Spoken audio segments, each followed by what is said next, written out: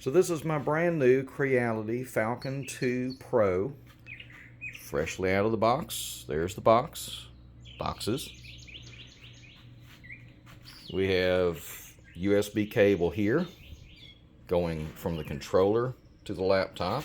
We have the camera right here going here to the laptop. These are their factory brand new cables.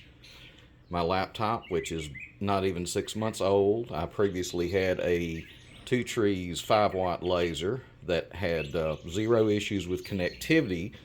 It actually just physically went bad and I had to replace it. So everything is hooked up and running, as you see. Green light, all quiet on standby mode. But if you see here, there is no port available. Now, these USB ports are the problem. And as you can see how loose they are, which means that they're just very bad from the factory. And there's the beep. It senses the USB. I'm still waiting for it to show up at all in the computer. It usually will not. Then eventually it will either just magically decide to work. Boom, beep beep right there. And as soon as it was detected, it was gone.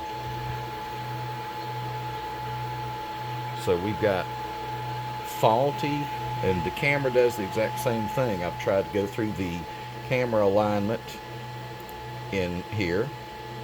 I managed, after many retries, to get through the calibration, and then when I tried to go through the alignment, it absolutely lost contact again, because the fact that this thing goes offline and will not stay, so it can't cut the paper that's inside to make the alignment tool.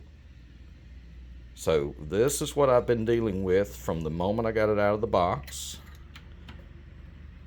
It just will not stay connected. Let's see if it pops up this time.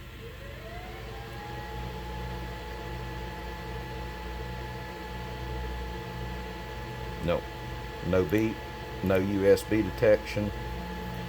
I even replaced both these cables with brand new high quality USB-C cables.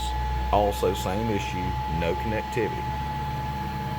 So my message to support at Creality is it is faulty from the factory and it's completely unusable.